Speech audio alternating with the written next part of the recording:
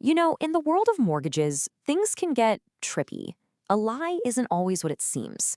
Sometimes it's a calculated, deliberate act, and other times it's just a huge, colossal mistake. So, how in the world do you tell the difference? And maybe more importantly, why does it matter so much? Well, that's exactly what we're going to break down right now.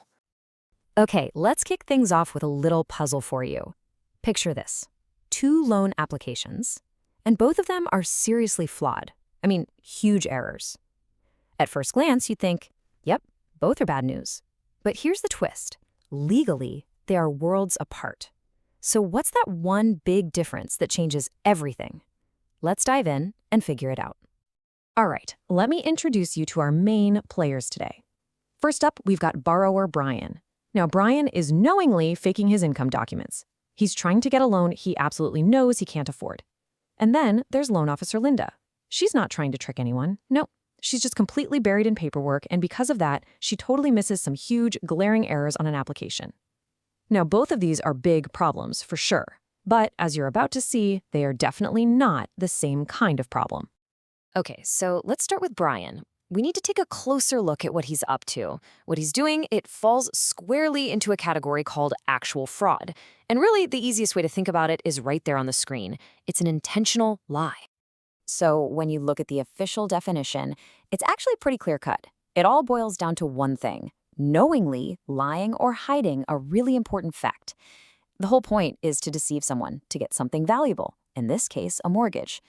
This isn't an oops moment. No way. It's a deliberate, conscious choice. And if you're going to remember one word, just one, make it this one: intent. That's the key. You have to ask, was there a plan to mislead somebody? Was there a conscious decision to be deceptive? If the answer to those questions is yes, then boom, you're looking at actual fraud. It's not a slip-up, it's a strategy. And this is exactly where Brian's story fits in. See, he didn't accidentally grab the wrong W-2. He knowingly, there's that word again, handed over fake tax returns. His entire goal was to trick the lender, and that is textbook actual fraud. All right, now let's pivot. Let's talk about loan officer Linda. Her situation, it's a little different, a little more nuanced. What she did falls under a completely different category: constructive fraud. And you can think of this one as being way more like a careless mistake than a deliberate lie. Yeah, when you look at the definition here, it's almost a complete 180 from what we just talked about. Notice something missing? The word intent. It's not there. Instead, the focus is all on what someone should have known or what they failed to do. It's really about dropping the ball, about neglecting your duties, not about some grand scheme to deceive. So just like we had a keyword for the last one, we have one here. And for constructive fraud, that word is negligence. See, we're not talking about someone who's actively trying to pull a fast one. We're talking about someone who was careless or reckless or, just wasn't doing their job right. The intent to hurt someone might not be there at all, but that lack of care, that's what causes the huge problem. And this brings us right back to Linda. This is her story perfectly. She didn't make the fake docs, right? But it was absolutely her job to spot them. So by not checking those obvious problems on the income forms, the kind of stuff she should have caught, she's committed constructive fraud. It was her carelessness that let that bad loan slip through the cracks. Okay, so we've got the two big ideas down. Now let's make sure it all sticks. I'm going to give you a quick little toolkit to help you remember the difference. Think of it as your secret weapon, whether you're studying for an exam or just trying to make sense of the latest financial headlines. Here's a super simple memory aid. Just think A versus C. A stands for actual fraud, which is active lying, and C stands for constructive fraud, which is being careless. A for active, C for careless. It's a really simple but honestly a pretty powerful way to lock in that key difference. Want to take it a step further? Okay, let's look at some trigger words.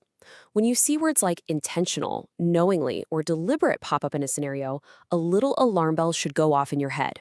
That's a huge sign you're dealing with actual fraud. On the flip side, if you see phrases like negligent, careless, or that big one, should have known, you're probably looking at constructive fraud. This is basically your fraud spotting cheat sheet. So, we can tell the difference now. That's great.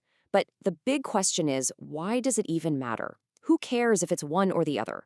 Well, as it turns out, the line between a deliberate lie and a careless mistake has massive, huge, real-world consequences. Think about it like a ripple effect. This one little distinction changes everything down the line.